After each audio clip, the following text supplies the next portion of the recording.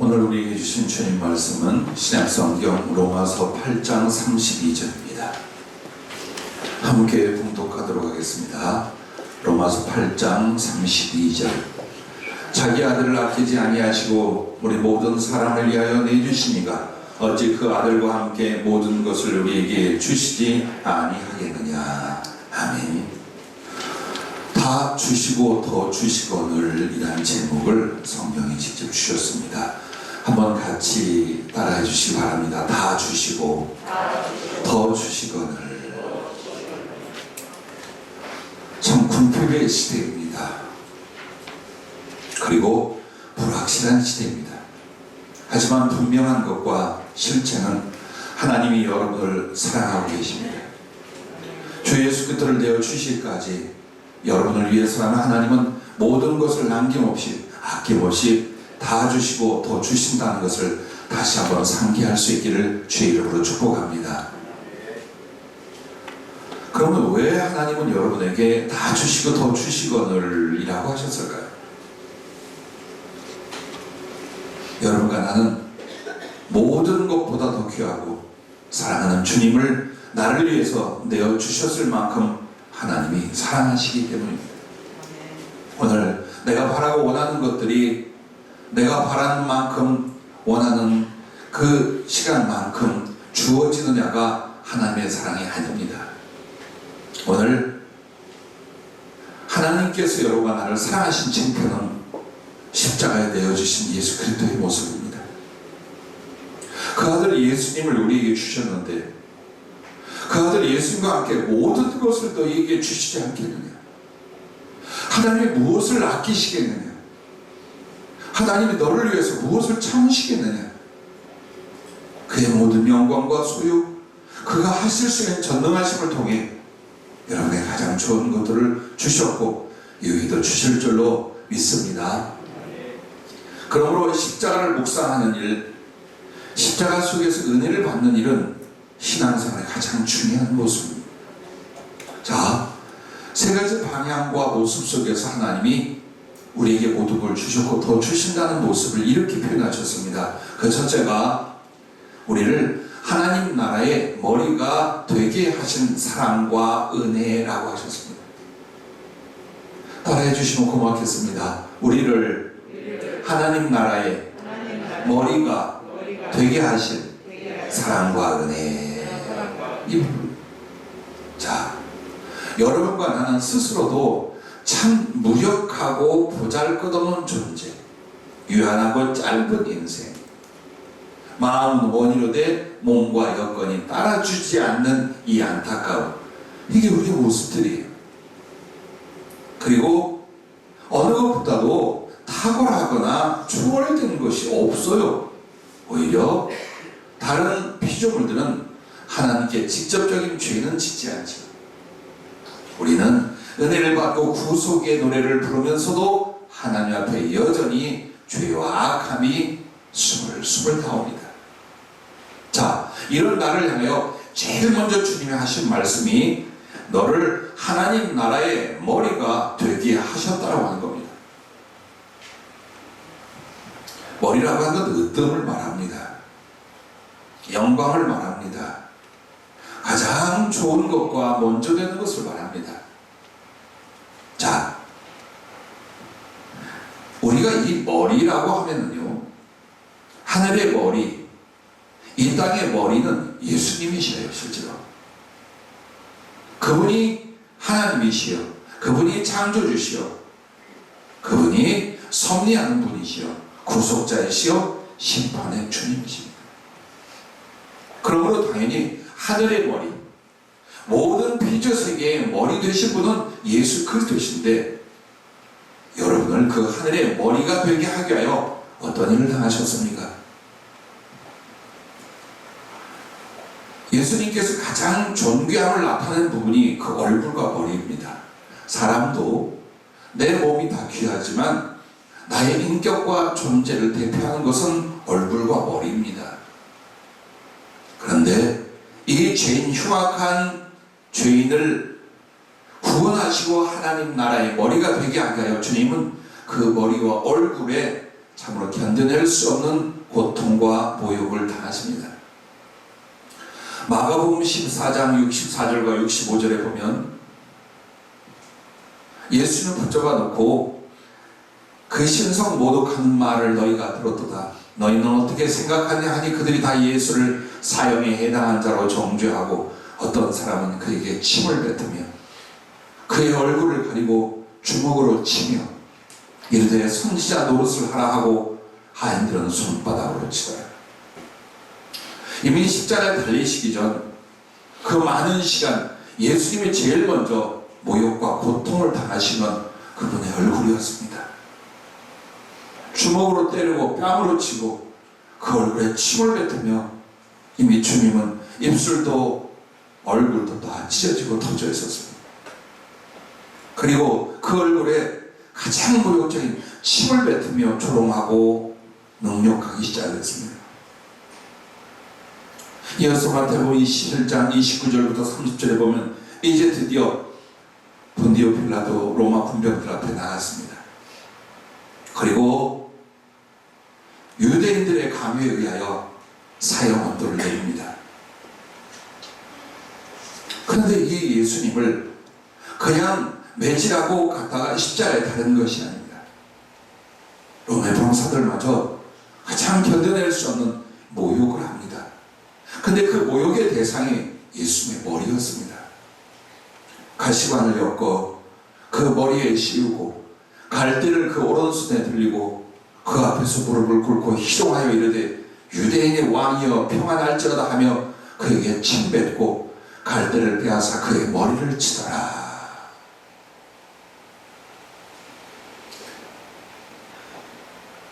많은 성화가 잘못되어 있어요. 예수님의 머리를 뚫고 박힌 가시관은요, 장미꽃 가시 같은 것이 아니에요. 우리나라에서 흔히 보는 그런 가시가 아니에요. 유사한 것이라면 탱자나무 가시. 그 이상의 거의 못과 같은, 날카로운 못과 같은 가시예요. 그것을 예수님의 머리 위에 얹어 놓았습니다. 그리고 갈 때는 우리가 들녘에서 보는 하늘하늘 바람에 그 날아가는 이게 아닙니다. 거의 나무 수준이고 대나무 수준이에요. 그것을 하나로 한 게 아니라 뭉쳐서 몽둥이를 만들었어요. 네가 왕이면 그 호를 드는 것처럼 갈대를 모아서 하나의 몽둥이를 만들었어요. 그리고 예수님을 조롱하고 그리고선 침을 뱉기 시작했어요. 이미 매를 맞아 터져 피를 흘리고 있는 예수님, 그 머리에 수십 개, 수백 개의 못을 얹어 놨어요. 그리고 그 지팡이로 예수님의 머리를 치기 시작했습니다. 손과 발의 못질이 아니라 머리의 못질이 먼저 시작이 된 겁니다. 사람의 머리에 이 살적 피부가 꽤 두껍습니다. 어느 해에 전도했던 집 어린아이가 풀어나온 도사견들에게 물리고 있는 걸 구해준 적이 있습니다. 그 아이가 다행히 뒤통수 쪽과 뒷목을 물려 살았는데 그 아이를 안고 병원에 달려갈 때 보니까 살이 너덜너덜한데 굉장히 두꺼워요. 그로 인하여 그 아이의 집과 그 다음에 개집 주인이 전부 다 고마워하며 교회를 나오게 된 일이 있었어요. 그런데 보면 이 머리에 뭐가 있을까? 근데 굉장히 두꺼워요. 질겨요. 그래서 예수님의 머리에 그 날카로운 수십 수백 개의 못을 놓고 몽둥이로 망치질을 한 거예요. 그러므로 모든 고난의 순간과 십자가에 못 박힐 때까지 그 가시관이 예수님 머리에서 떨어지지 않았어요. 그 이유가 씌워놓은 게 아니에요. 살적과 피부를 뚫고 너무나 강하게 박혀서 빠지지 않았어요. 나는 예수님을 22살 때 배웠어요. 그때 예수님이 검은 굽슬거리는 긴 머리에 가시관이 있는데 그 가시들 사이로 피가 쏟아져 내리며 주님의 머리카락 한 올 한 올 비가 올 때에 빗물이 흘러내듯이 피가 얼굴을 타고 그리고 눈동자를 통해 온몸으로 흘러내리는 걸 보았어요.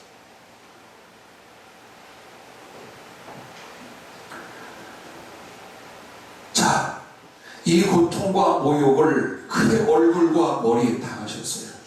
왜요? 우리에게 주시기 위해서요. 힘이 약해서가 아니라, 억울하게 당한 것이 아니라 기꺼이 내어주셨어요.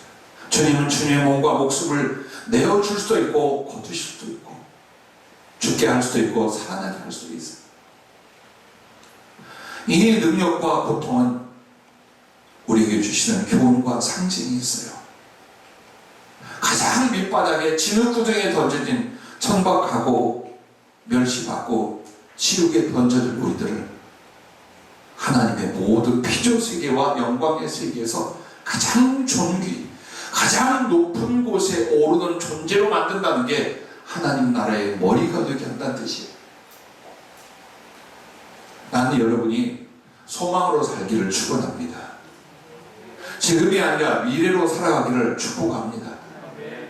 오늘 내 모습을 볼 때는 기대할 만한 것도 없어요. 세상을 볼 때는 여러분이 영혼을 바칠 만한 것이 없어요. 그러나 십자가를 통해 하늘을 보십시오. 주님의 눈동자와 주님의 얼굴을 보십시오. 어떻게 사랑했고 그 사랑이 내게 어떤 구원으로 어떤 장래 영광으로 이루어질지 여러분은 그 미래와 소망으로 살아가기를 주의 이름으로 축복합니다.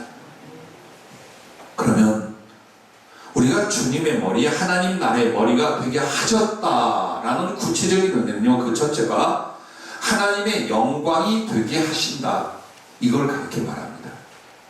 하나님의 영광은 그분의 존재요, 그분의 창조요, 그분의 은혜 자체입니다. 그러나 많은 피조물들 앞에서 하나님의 영광이 뭐냐? 번쩍번쩍 빛나는 영화로움이 아니에요. 여러분들과 나예요. 왜? 우리의 모습은 이 땅에서부터 하늘까지 어떻게 나타나냐? 하나님이 어떤 능력과 어떤 사랑으로 이 몹쓸 자들을, 이 버려져 마땅한 자들을 구원하셨는가? 여기 있는 거. 그래서 하나님은 자기의 영광을 빛이라든가 화려함으로 말씀하지 않아요. 너희가 내 영광이다. 하나님의 그 본질과 성품을 누구를 통해 나타내냐? 구원받은 우리들에게 나타내신 겁니다. 그러므로 천사들과 모든 피조물들과 정확한 원수막의 세력들까지 여러분을 부러워하는 줄로 믿으시길 바랍니다. 이사야 43장 7절에 보면 내 이름으로 불려지는 모든 자 곧 내가 내 영광을 위하여 창조한 자를 오게 하라. 그를 내가 지었고 그를 내가 만들었느니라. 그리고 4절 말씀에는 네가 내 눈에 보배롭고 존귀하며 내가 너를 사랑하였은즉 내가 네 대신 사람들을 내어주며 백성들이 네 생명을 대신하리니 라고 그 사랑의 고백을 말씀해요. 여러분을 주님의 영광을 위하여 지으셨고 주님의 사랑과 위대하신 은총이 여러분에게 입혀지고 나타나는 그분의 영광이요, 그분의 보배로운 사랑의 대상이 여러분인 줄로 믿으시길 바랍니다. 이걸 하나님 나라의 머리의 위치에 여러분을 올려놓으시다는 겁니다. 그리고 두 번째는 하나님의 아들 상속자가 되게 하시는 겁니다.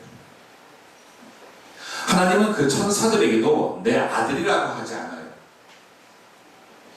그리고 이 우주 전체와 영적 세계와 물질 세계 그 어느 것도 내 아들이라고 하지 않습니다. 천사는 부리는 종의 영입니다.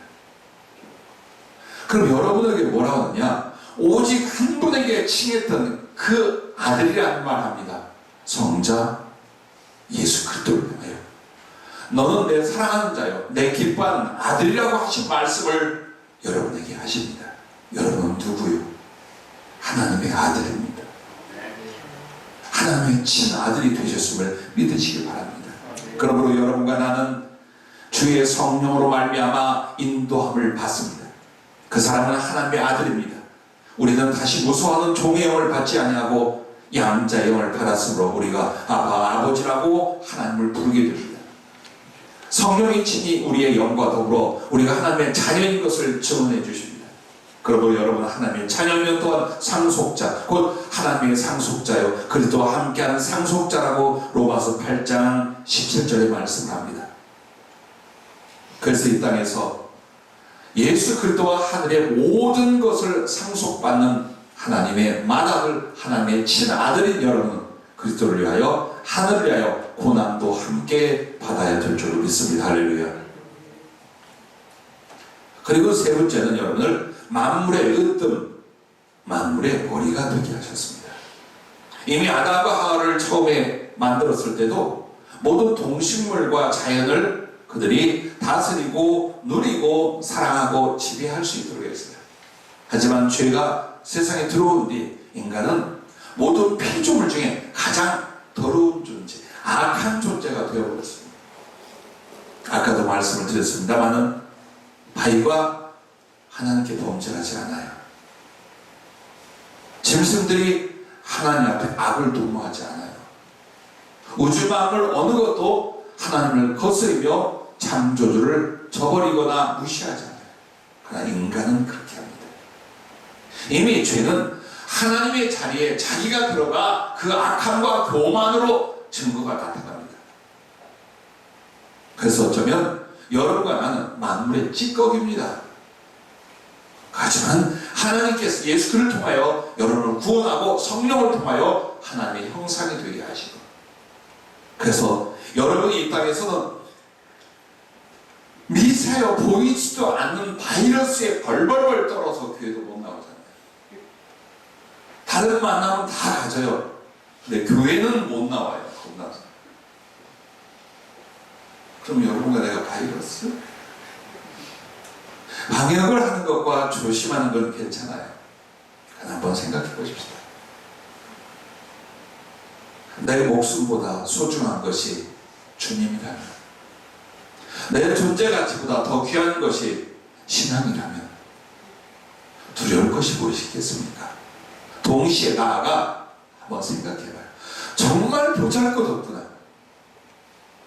그 미세한 조직 입자인 바이러스에 의해서도 벌벌 떨고 죽어나가고 전 세계가 이 모양이 이 꼴이 되었어요. 그래서 인간들이 겸허히 하나님을 생각할 때라 생각합니다. 그런데 여러분과 나를 향하여 어떻게 말씀하시느냐? 너희는 만물의 으뜸이다. 만물의 영장이라는 말이 바로 그걸 말하는 거예요. 그리고 그 모습이 완전히 나타날 때가 언제일까요? 하나님 나라에 여러분이 들어가고 부활의 영광과 권능의 몸을 입을 때 여러분은 원하는 것을 다 하실 수 있습니다. 이루고자 하는 걸 다 할 수 있습니다. 생각하는 것을 그대로 재현할 수 있습니다. 하나님 지으신 모든 세계를 여러분이 다스리고 누리고 사랑하고 즐길 수 있습니다. 그리고 여러분에게 일어난 구원을 이 우주 만물 피조 세계가 다 부러워하고 예수 그리스도와 하나님의 자녀들이 이 세상에 오실 날을 고대하고 있다고 로마서에는 말씀을 하고 있습니다. 그래서 주님이 베드로전서 2장 9절에는 이렇게 말합니다. 너희는 택하신 족속이요 왕같은 제사장들이요 거룩한 나라요 그의 소유받은 백성이니 이는 너희를 어두운 데서 불러내어 그의 기이한 빛에 들어가게 하신 이의 아름다운 덕을 선포하게 하려 하심이라 라고 말씀합니다. 여러분을 향하여 왕같은 제사장입니다. 하나님이 지으신 모든 세상에서 누가 왕인가? 하나님이 왕이시래요. 그러나 그 왕 대신 하나님과 동등하고 동일하게 여러분들 왕이라, 그리고 하나님을 직접 섬기고 많은 영혼들을 주께로 인도하는 제사장이라 라고 말씀을 합니다. 진리의 실체와 하나님 말씀이 완전히 이루어지기 위해서는 어서 하늘나라 가셔야 됩니다. 이 땅에서 여러분과 나는 이 하나님의 사랑과 은혜의 씨를 뿌리며 건축을 해나가는 과정입니다. 부디 이 땅에서 악착같이 잘 살아보려고 하지 마십시오. 하늘나라 못 갑니다. 너무 미련이 많고 욕심이 많아서 하다못해 기둥이라도 붙잡고 매달리고 하늘나라 안 가려고 합니다. 누가? 안 믿는 사람이 아니라 크리스찬들이 그렇게 합니다. 그러나 여러분을 부르시고 구원하신 주님은 궁극적으로 그 나라에 데려다가 하나님 나라의 머리가 되어 모든 영광과 하나님의 은혜를 누리게 하려고 여러분을 부르신 줄로 믿습니다. 그러므로 이 땅에서 거룩한 자긍심과 그리고 하나님 자녀로서의 떳떳함과 거룩함으로 사시며 하늘의 소망 이룰 때까지 전심전력으로 주의 나라를 달려갈 수 있기를 바랍니다. 그러므로 하나님께서 그의 권세와 그의 지혜를 누구에게 줍니까? 여러분에게 줬어요.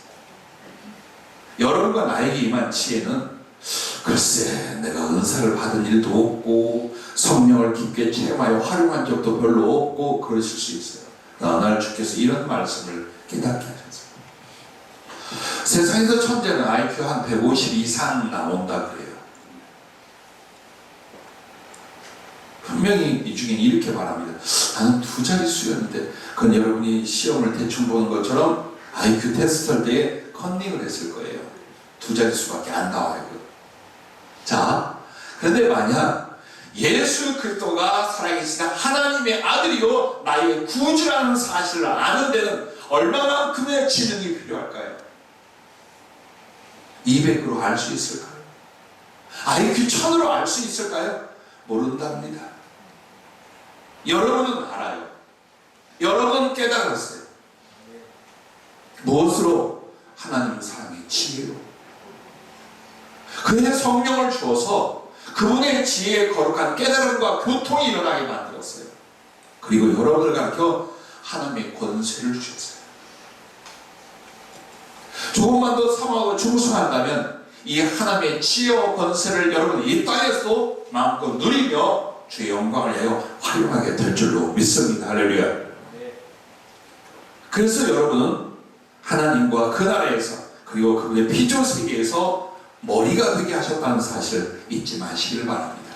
자, 두 번째는 우리를 하나님의 심장이 되게 하시는 사랑과 은혜라고 표현해 주셨습니다.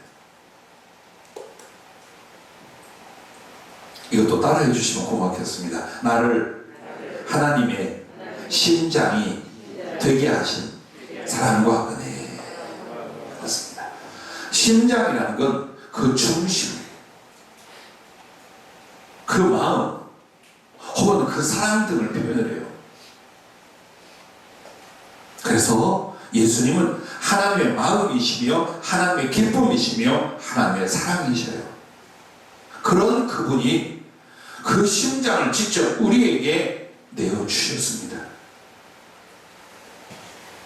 주님의 죽음은요 매를 맞고 찢기고 고문당한 그것이 아니었습니다. 심장을 터뜨리셨습니다. 그렇게 해서 죽음으로 통하여 생명과 사랑을 우리에게 내어주셨는데 성경은요 예수님의 매를 맞고 채찍을 맞고 십자가 타는 이 모든 과정을 자세히 말하는데 가만히 보면 심장을 찢어내어 주시게 하여 그의 몸을 이렇게도 장악하게 찢기고 떨어져 나가게 하셨구나 라는 걸 느낄 수 있어요. 그래서 예수님이 체포당하여 고문당할 때 제일 먼저 한 거는 옷을 벗겼어요. 옷을 벗겼어요. 왜? 이제부터 그 살을 해체하는 아주 정확한 작업이 일어나게 되어 있어요. 얼마나 많이 때리고 짓밟았는지 상상할 수가 없어요. 성경에 다 기록하지 않습니다. 그런데 결정적인 건 채찍에 맞으시다. 왜 성경은 한 줄로 말할까요? 여러분 채찍을 어떻게 생각합니까? 영화에서 본 휙휙 나는 그 채찍이 아니에요. 새로 만든 갈고리가 달린 12가닥의 채찍. 그걸 어떻게만 가서 들어 박히게 됩니다.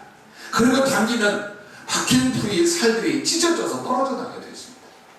그래서 그 채찍은 죽여버리는 사형수 외에는 쓰지 않는 채찍이었어요. 그걸로 예수님이 10대를 맞았을까요? 20대를 맞았을까요?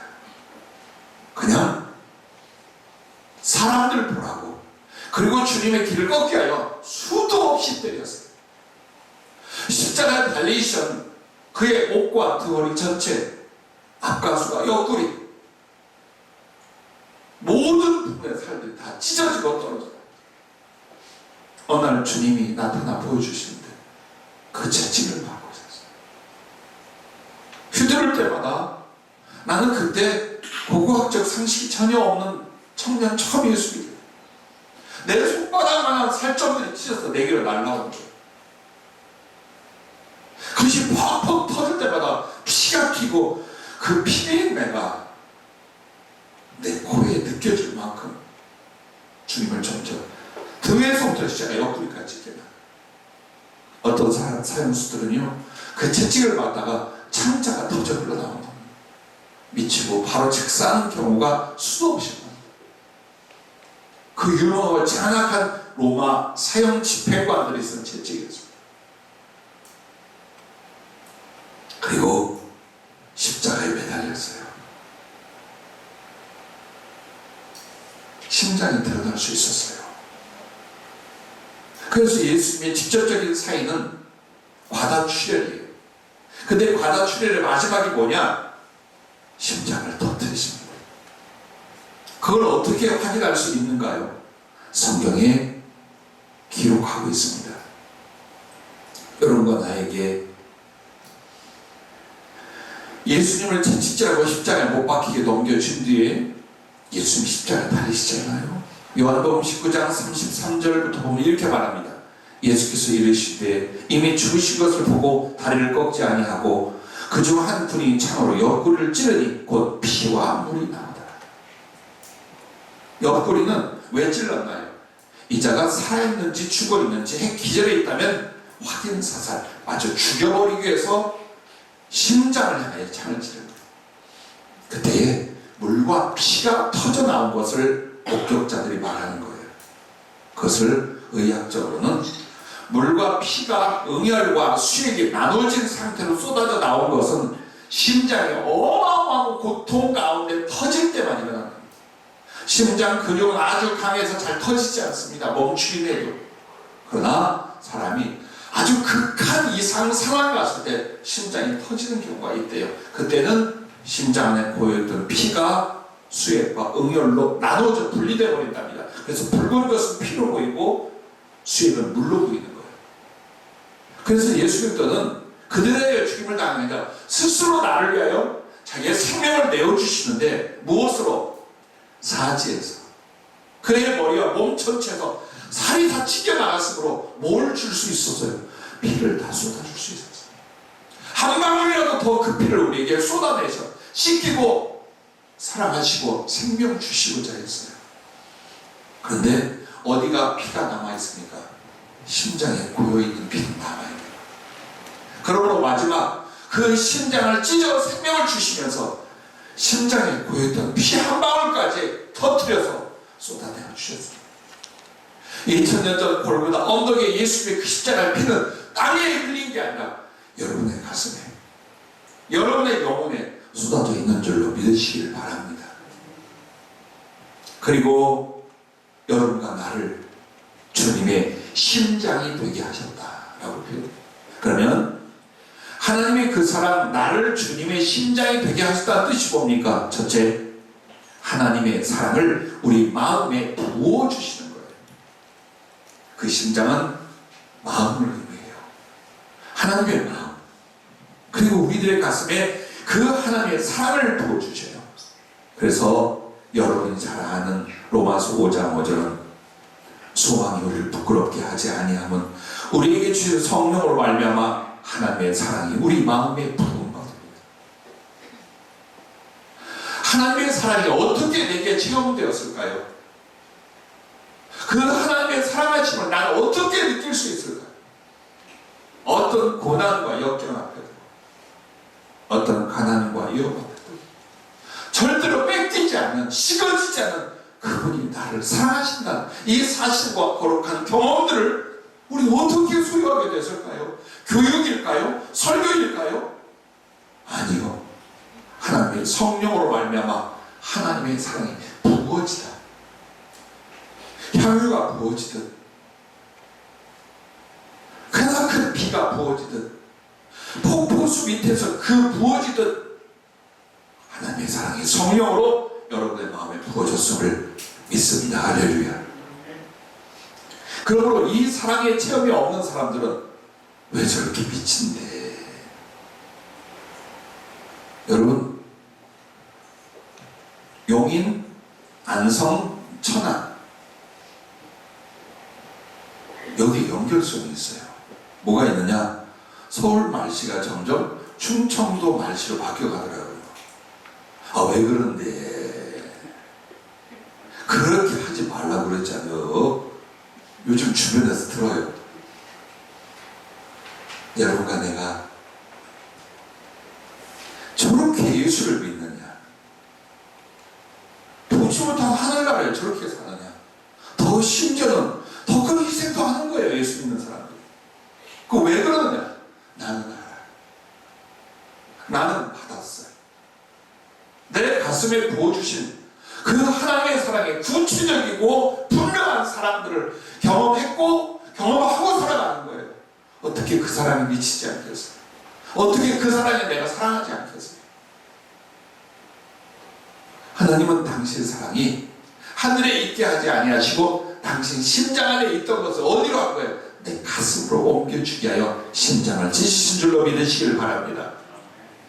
자, 마지막까지 여러분의 가장 큰 은혜와 능력은 뭔 줄 아십니까? 돈 아닙니다. 체력 아닙니다. 인맥 아닙니다. 세상의 도움 아닙니다. 그리스도가 나를 사랑한다는 사실을 경험해가는 이 은혜입니다. 죽여도 죽지 않아요. 밟아도 밟히지 않아요. 침에 가도 잊혀지지 않을 거예요. 그게 바로 내 안에 일어나는 거룩한 생명수, 거룩한 하나님의 불, 십자가를 통한 하나님의 그 사랑이 성령을 통하여 계속 여러분 속에 일어나게 될 줄로 믿습니다.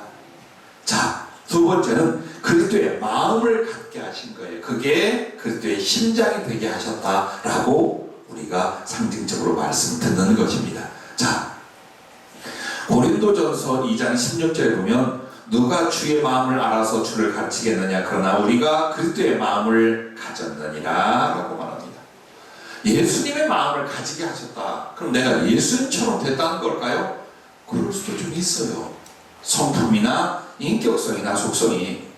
그런데 가장 중요한 그리스도의 마음이란 뭡니까? 그리스도와 친밀한 사랑의 교제가 일어나 그리스도의 마음과 성품이 내게 전이 되고 내 안에서 자라나게 하시는 거예요. 나 예수님 마음 알아. 나 예수님의 생각을 알아. 나 예수님의 그 기쁨을 알아. 그리고 나 때문에 외로워하고 슬퍼하는 것도 내가 알아. 그 주님이 나를 이렇게 사랑하시고 내게 이런 사랑의 사명을 주셨기에 나도 그리스도의 심장이 되고 그리스도의 폐부가 되어 다른 사람들을 사랑할 수 있어. 이렇게 되는 거예요. 이게 바로 예수님의 마음이 돼요. 세상 누구에게 그런 일이 일어날까요? 어떤 창조물 가운데 그런 일이 있을 수 있을까요? 없어요. 절대 없어요. 하나님의 사랑의 성령으로 직접 부어지고 그 하나님의 마음이 나의 마음이 되는 일은 온 세계에 땅과 하늘에서 여러분밖에 없어요. 그래서 너는 내 심장이라고 말하는 거예요. 이렇게 생겼어요. 사도 바울은 그리스도의 마음을 가졌다라고 하면서 뭐라고 말하느냐? 빌립보서 1장 8절에 내가 예수 그리스도의 심장으로 너희 무리를 얼마나 사모하는지 하나님이 내 증인이시니라 그래요. 그렇습니다. 하나님의 사랑이 내 마음에 부어지고 하나님의 감정, 예수 그리스도의 마음과 의지와 생각 등등이 전부 내게 흡수가 돼요. 왜? 그분이 내 안에 와 계시기 때문에. 마음과 영과 영이 서로 연락되고 있기 때문이에요. 그러면 사람을 대하여 세상을 대해 어떤 가슴이 될까요? 그리스도의 심장이란 사랑이 돼요. 누구도 사랑할 수 있어요. 누구도 긍휼히 여겨 주님의 마음, 주님의 그 거룩한 사랑의 열정을 가지고 사람을 살릴 수 있는 성품과 삶의 가치관을 갖게 만드는 거예요. 여러분 보세요. 여러분과 내가 예수님의 마음을 가졌다라고 말하면서 이기적이고 자기밖에 모르는 사람이라면 거짓말하는 거예요. 나의 나됨의 은혜는요, 여러분이 어느 날 자기의 변화되는 모습을 경험하게 되는 거예요. 생각이 바뀌었어요. 가치관이 바뀌었어요. 목적이 바뀌었어요. 그리고 그 주님의 가슴이 내게 임하자 사람들을 볼 때 기뻐할 수 있고 불쌍히 여길 수 있고 그들을 위하여 나를 내어줄 수가 있고 그들도 예수님의 생명과 사랑을 얻을 수 있다면 나는 나의 인생을 그 희생하고 던질 수 있는 이 거룩한 사랑이 나를 붙잡기 시작하는 거예요. 그러십니까? 더 그렇게 되기를 주의 이름으로 축복합니다. 자, 그래서 연결되는 세 번째는 그때 사랑에 붙잡혀 살게 되는 거예요. 이렇게 만드시는 거예요. 고린도후서 5장 14절부터 보면 그리스도의 사랑이 우리를 강권하시는도다.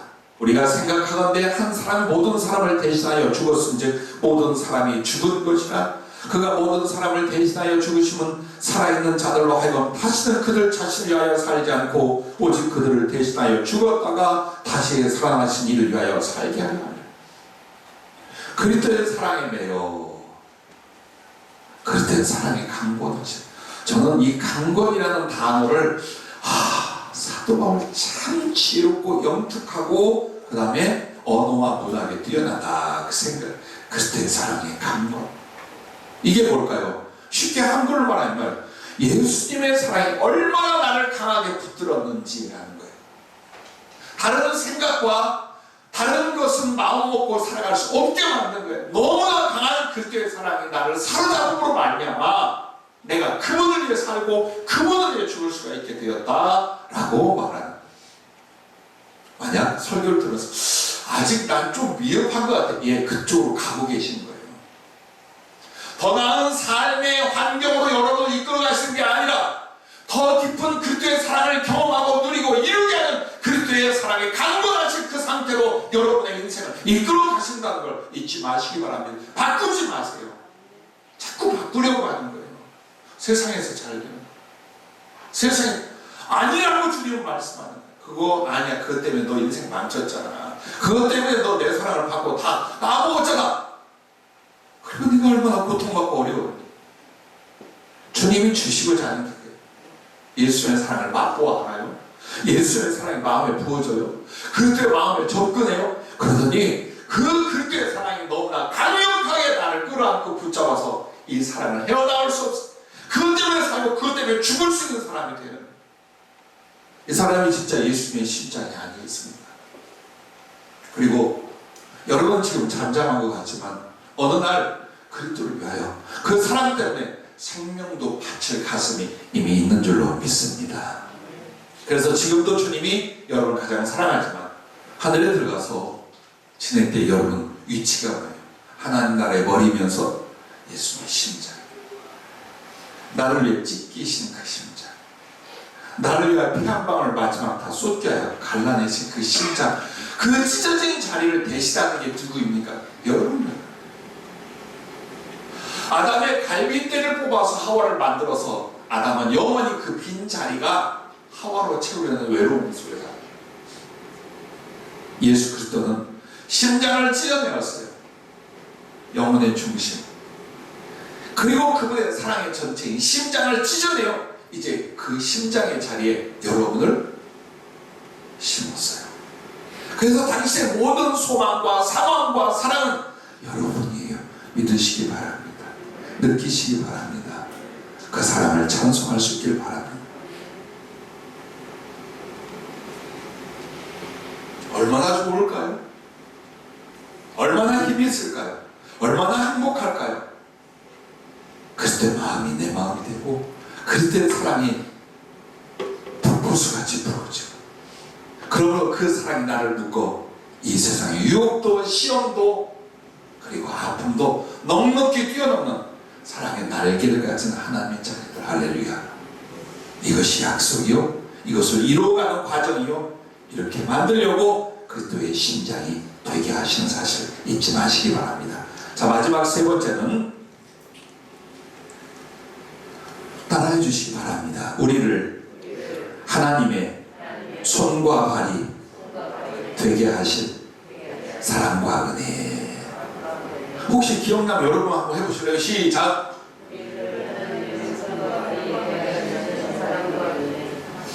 저한테 이렇게 들려요. 와글와글 은혜. 십자가를 계속 기억하시고 그분의 고난을 기억해 보세요. 우리가 주님의 손과 발이 되게 하게 하여 주님은 어떤 고난을 받으셨습니까? 그 거룩한 손과 발이 쇠기 대못에 박혀 십자가에 달리셨어요. 난 이런 모습을 하나 보았어요. 기도 중에 날. 예수님이 십자가에 못 박힐 때에 손이 떨리거나 저항이 일어나야 돼요. 여기를 묶고 손 중앙을 못이 아니에요. 표현이 못이지. 로마 십자가에 사용하던 것은요, 십자가 형태로 생긴 긴 창날 같이 생긴, 그러니까 한마디로 창날, 납작한 창날을 크로스 형태로 붙여놓고 위에 넓적하게 대가리를 만들어 놓은 약 30여 cm가 되는 거예요. 그걸 우리가 못이라고 하는 거예요. 그걸 때려 박아야 사람의 몸무게나 여러 가지 환경에도 찢어져 빠지지 않는 거예요. 그리고 그 손에 박아서 뒤로 뽑아 십자가 나무 뒤에서 꼬부리라. 다시는 뺄 수 없게 만들어요. 그런데 뭘 봤느냐? 이 손이 움직이질 않아요. 망치질을 하고 있는데 예수님의 손이 아프거나 저항을 위하여 분명히 움직일 때는 전혀 움직이지 않아요. 주님이 일러주셔요. 주님은 체포되어 로마 병사들에게 고문을 받을 때 제일 먼저 한 게 뭐냐? 예수님의 손가락 반절 다 꺾어버려요. 분명히 저항이 일어나거나 해코지를 할 수 있답니다. 자기를 그렇게 고통스럽게 할 때. 그래서 제일 먼저 하면 손가락의 관절들을 다 비틀어서 손가락을 다 부러뜨려요.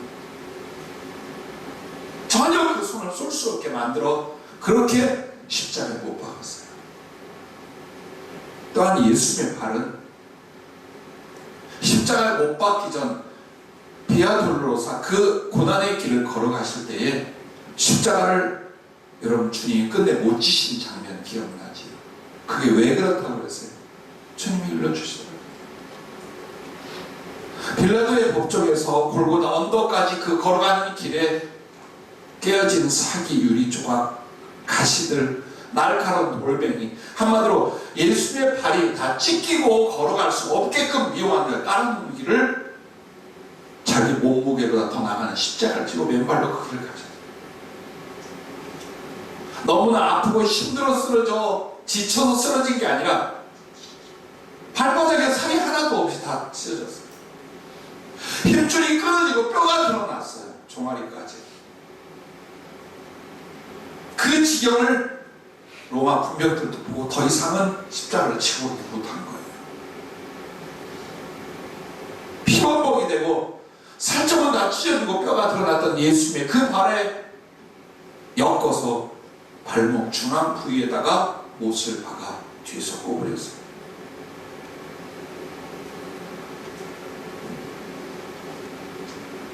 기도할 때, 생각할 때, 아니면 꿈에라도 나는 예수님의 영광보다 예수님의 고난을 여러분이 목도할 수 있기를 바라요.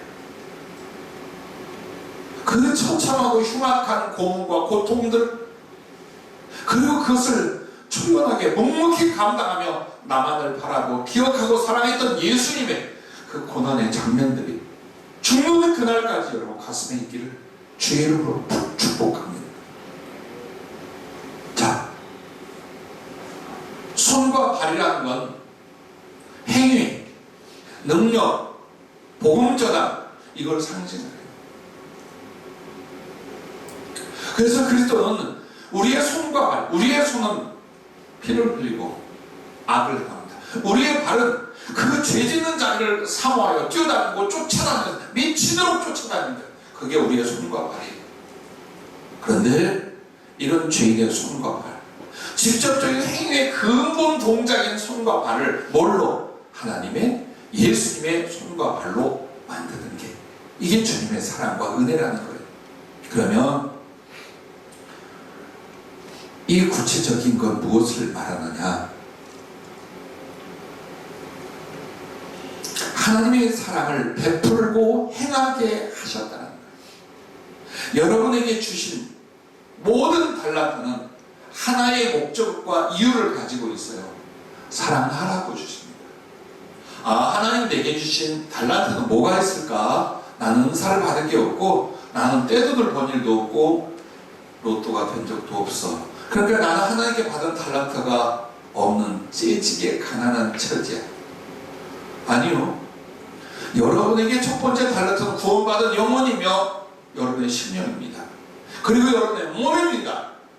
그리고 여러분의 삶의 모든 환경과 여건과 재능입니다. 이게 전부 다 하나님이 주신 재능, 하나님이 주신 달란트예요. 그런데 왜 그걸 주셨느냐? 사랑하라고 주셨어요. 여러분의 행복은, 여러분의 누림은 나를 위하여 먹고 쓰고 얻음으로 말미암아 이루어지는 게 아니에요. 이미 여러분의 영혼과 존재는 구성이 바뀌었어요. 속성이 달라졌어요. 예전엔 나를 위한 이기심이 나를 행복하고 기쁘게 만드는 걸 그렇게 여기고 살았지만 이제는 아니라는 걸 알아요. 그리스도와 같이 나도 예수님을 위하여 다른 사람들을 사랑하게 되는 거예요. 그래서 여러분은 제일 비참한 거냐? 생기를 위하여, 더 나은 삶을 위하여 내 몸뚱이와 내 모든 걸 쓰고 악착같이 견뎌내는 거예요. 이게 가장 비참한 거예요. 왜? 거룩한 가치관이 없어요. 하나님의 기뻐하시는 행복이 일어나지 않아요. 할수록 염려와 그리고 욕망과 고통과 좌절 속에서 인간성마저 잃어버리잖아요. 똑같이 살아도 그렇게 살지 말라라는 거예요. 무엇을 위하여? 하나님이 이렇게 나를 구원하고 사랑하심에 대하여 나의 것으로 사랑하는 일들을 위해. 그래서 하나님이 그 손으로 우리를 창조하시고 하나님이 그 손으로 우리에게 내어주신 같이 우리도 다른 사람들에게 내게 주신 이 사랑과 그 사랑을 이룰 수 있는 달란트를 나눠주는 거예요. 이게 하나님의 손이에요. 이제 그 하나님의 손은 하늘에서 무엇이든지 만들고 무엇이든지 이루고 무엇이든지 할 능력이 되는 거예요. 하나님의 전지전능하심이 여러분에게 전이 되고 여러분의 허락되게 되는 거예요. 근데 이 땅에서는 전지전능함으로 마음대로 오물락조물락하는 손이 아니라 하나님이 우리에게 주신 그 사랑을 퍼주고 나눠주게 하셔서 예수님의 손이 되는 거예요. 여러분이 이 거룩한 사랑을 완수하고 하늘나라 올라올 때까지 그리스도는 여전히 그 손이 십자가에 못 박혀 있다는 것을 잊지 마시고, 그래서 나는 내 손이 아니라 예수님의 손으로 살아야 된다. 만약 인간성과 죄성을 가진 내 손으로 나를 위하여 산다면 비참할 거다, 실패할 거다. 그래서 이 고통이 지금도 벗어지지 않는다라는 이유를 여러분 부정하지 마시기 바랍니다. 요한일서 4장 11절 말씀에 보면 사랑하는 자들아 하나님이 이같이 우리를 사랑하셨은즉 우리도 서로 사랑하는 것이 마땅하도다. 어느 때나 하나님을 본 사람이 없을 때 만일 우리가 서로 사랑하면 하나님이 우리 안에 거하시고 그의 사랑이 우리 안에 온전히 이루어지는 것. 자, 하나님이 내 안에 계시고 그 사랑이 내 안에 온전히 이루어지는 것 딱 하나를 통해서요. 받은 바 사랑을 나눈 것. 받은 이 사랑을 전함으로 말미암아 하나님이 내 안에 계시고 나를 향한 사랑과 그분과의 연합이 온전히 성취되는. 그러나 사랑을 위해 살지 않는 사람 안에는 그리스도를 느낄 수 없고 하나님의 임재가 일어날 수 없어요. 흉악한 자들에게만 하나님이 없는 게 아니에요. 예수님을 안다 믿는다고 하는데 삶의 목적도 방법도 베풀고 나누고 위로하고 사랑하고 이쪽이 아니야. 그렇다면 그 안에는 주님이 계셔도 못 느낄 것이요 주님의 임재도 일어나지 않는다라고 지금 말하고 있는 거예요. 하지만 비록 연약하거나 병들었거나 가난하가 외롭고 힘들다 할지라도 만약 여러분이 내게 주어진 이 받은 바 사랑의 달란트를 남에게 나누고 예수님의 이름으로 퍼주고 있다면 분명히 하나님이 내 안에 살아계시고 나를 사랑하시는 것을 여러분 느끼고 경험하고 그 안에 살 수 있다는 걸 이 본문이 말씀해 주시는 것임을 잊지 마시길 바랍니다. 동시에 여러분은 주님의 손과 발이 되게 있다는 건 복음을 전파하게 하시는 것입니다. 예수님의 발을 여러 차례 보았어요. 십자가에 달린 그 발을. 어느 날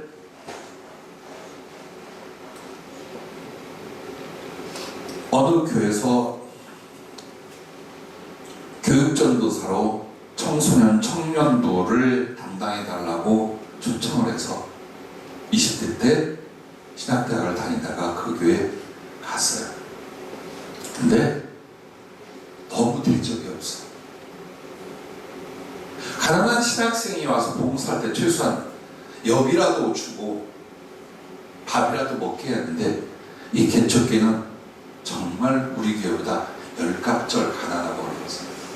목사님도 다리가 불편하고 지체 장애를 가지고 있었고, 또 오는 교인들은 그래서 고만고만했어요.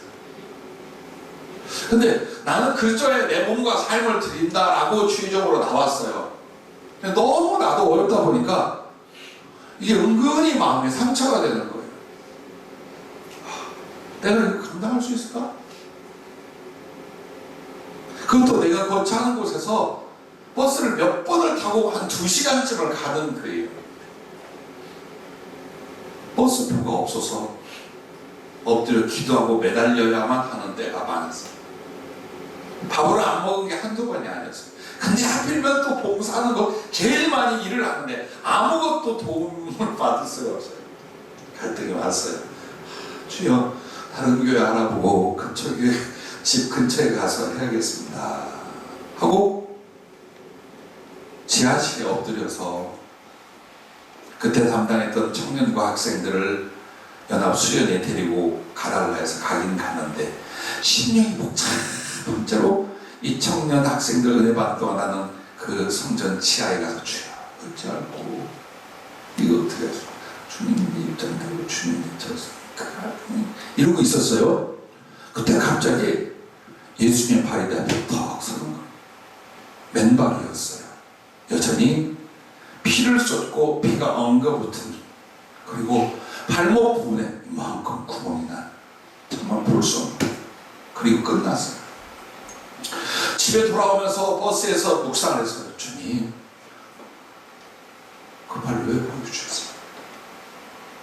마음속에 성령의 음성이 내게 다가가게 하여 너를 구원하여 이 복음을 전하게 하여 나는 십자가에 이 발을 못 박았다. 그러니 복음을 위해 네가 내 발이 되어줄 수 없겠느냐. 집에 와서 그림으로 다 그리고 얼마나 울었지. 주님의 음성이 죽었던 나를 살렸고 지옥에 던져있던 나를 건져내셔서 이 한 몸 주님과 복음을 바친다고 하고 차비가 없어서 배가 고파서 나 이거 못하겠습니다. 잘못 왔습니다. 좀 나은 대로 보내주십시오. 이렇게 했던 내가 얼마나 부끄럽고 마음이 아픈지 그 뒤로 그딴 소리 안 하고 살겠습니다. 여러분과 나를 향하여 어떤 말씀을 하신 줄 압니까? 로마서 10장 13절부터 보면 누구든지 주의 이름을 부른 자는 구원을 받으리라. 그런즉 그들이 믿지 아니하는 일을 어찌 부르리요? 듣지도 못한 일을 어찌 믿으리요? 전파하는 자가 없이 어찌 들으리요? 보내심을 받지 아니하였으면 어찌 전파하리요? 기록된 바 아름답도다 좋은 소식을 전한 자들의 발이여 함과 같으리라. 그렇습니다. 왜 아름다울까요? 왜 사랑스러울까요? 발이 왜 영광스러울까요? 주님이 생명과 존재를 다 바쳐 우리에게 준 이 복음을 전한 자들의 발, 즉 그리스도의 발이 되기 때문에 항상 힘들거든 이렇게 생각. 나를 구원하시고 내게 오게 하여 주님이 십자가에 달리셔도 그 발이 못 벗겼고, 지금도 내 죄를 쉬게 하여 피를 쏟아내면 내게 양식을 주시게 하여 그 살을 찢어내고 계신다. 그러므로 뛰어다니면 내가 해야 된다. 내가 주님의 손, 내가 주님의 발이 되어서 영혼을 구원하고 복음을 전하 이 일을 내가 감당하고 주님 앞에 가야 됩니다. 되내십시오. 영혼에다가 거부하거나 변명할 수 없도록 여러분 스스로 날마다 세우는 거예요. 주님의 십자가를. 왜 편하고 싶지 않겠어요? 왜 이 땅이 더 잘 먹고 편안하고 소위 말하는 행복과 누림을 왜 원하지 않겠어요? 그런데 그렇게 해서는 살아날 수가 없어요. 그렇게 해서 그때의 손과 발이 될 수가 없어요. 그러므로 내가 저항하지 못하도록 예수님이 십자가에 붙잡히는 거예요. 그 사랑의 강권에 붙잡히요. 누가? 주님의 은혜와 나는 나의 의지. 계속 내 가슴에 세우는 거예요. 힘들 때마다 주님의 발을 기억하는 거예요. 그래, 나를 살리게 하여 내게 복음을 주시게 하여 주님은 저 발로, 그리고 십자가에 내가 일어나야지, 내가 나가야지. 하늘나라의 모든 것을 누리는 것은 손이기도 하죠. 발이에요. 하늘나라가 얼마큼 넓으냐? 무한대입니다. 천국에 영원을 살아도 하늘나라 전체를 다 보고 누리지 못합니다. 그런데 그 하늘나라 영광과 하나님 주신 모든 것들을 어떻게 다니면서 여러분이 누리게 돼 있어요. 복음을 전하기 위해 돌아다녔던 그 발이 하늘의 영광을 누리는 발이 되게 하신다는 사실도 잊지 마시기 바랍니다. 세 번째는 하나님의 권능을 나타내게 하십니다. 손과 발이 된다는 것. 손은 하나님의 능력을, 발은 하나님의 심판을 상징하기도 해요.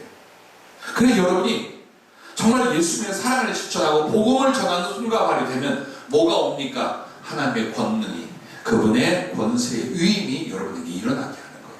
근데 그거 안 하면 국물도 없어.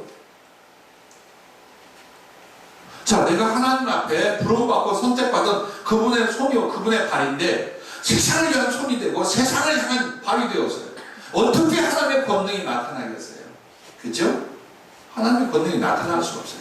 그러나 사랑과 복음을 위하여 여러분의 손과 발을 바친다면 이 무력한 인간의 존재에 하나님의 권능이 나타날 줄로 믿습니다. 그러므로 귀신을 쫓아내고 병을 고치며 성령 임하고 사람들의 영혼을 변화시키고 하나님 앞에 기도하는 바가 달성이 되고 하나님이 주신 말씀이 그대로 성취되는 하나님이 일하시고 역사하심이 한 개인 인간을 통해 일어나게 하시는 것, 이걸 하나님 주신 권능이라고 하는 것입니다.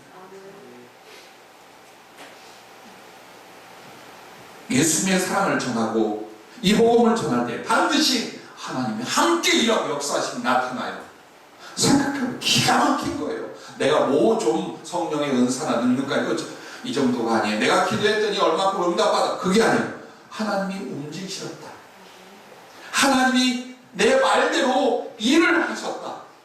하나님이 내게 주신 약속대로 그런 창조의 역사를 일으키셨다. 나 같은 것을 통해 하셨다. 여러분, 설레이지 않습니까? 이보다 더 큰 감동과 은혜가 어디 있겠습니까? 여러분은 상당히 누려왔어요, 그걸. 다만 이게 얼마나 위대하고 영광스러운 하나님의 은혜인가를 그냥 모르고 가는 거예요. 그러나 다시 한번 기억하십시오. 내 기도를, 내 말을, 내 요구를 하나님이 들어 하나님이 움직이시고 역사하시는 거예요. 그리고 나에게 주신 약속을 나 같은 걸 위하여 당신이 이게 뭐가 되는데 이루시는 거예요. 산이 들리어 바다에 빠지라면 그대로 될 것이요. 죽은 자를 살려달라면 살려줄 것이요. 지구 대신 천국에 살겠다면 옮겨주실 것이요. 할렐루야. 그래서 얼마 뒤에 하늘에서 여러분은 하나님 나라의 머리요 예수 그리스도의 심장이요 우리 하나님의 손과 발이 되겠지만 이 땅에서 이미 허락하셨고 세우셨으니 하나님께 쓰임받기를 주의 이름으로 축복합니다.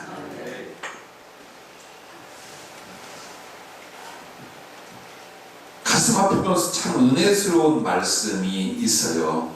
그게 뭐냐면 사무엘하 12장 7절 8절에 나단 선지자가 범죄한 다윗을 찾아가게 되죠. 그때 앞뒤는 다 생각 안 해도 좋아요. 뭐라고 말씀을 전해주냐면 나단이 다윗에게 이르되 당신이 그 사람이라. 이스라엘의 하나님 여호와께서 이와 같이 이르시기를 내가 너를 이스라엘 왕으로 기름 붓기 위하여 너를 사울의 손에서 구원하고 네 주인의 집을 네게 주고 네 주인의 아내들을 네 품에 두고 이스라엘과 유다 족속을 네게 맡겼느니라. 만일 그것이 부족하였을 것 같으면 내가 네게 이것저것을 더 주었으리라. 다윗에게 왕위를 주었어요. 이스라엘과 유다 전체를 주었어요. 그의 원수였던 이들까지 다 그 수하에 있고 마음대로 다스리게 했어요. 한 인간이 받을 영광과 그리고 축복이란 어마어마한 거예요. 그럼에도 범죄했어요. 그때 하나님 통탄에 하시면 기가 막힌 그분의 애정을 뭐라고 말씀을 합니까?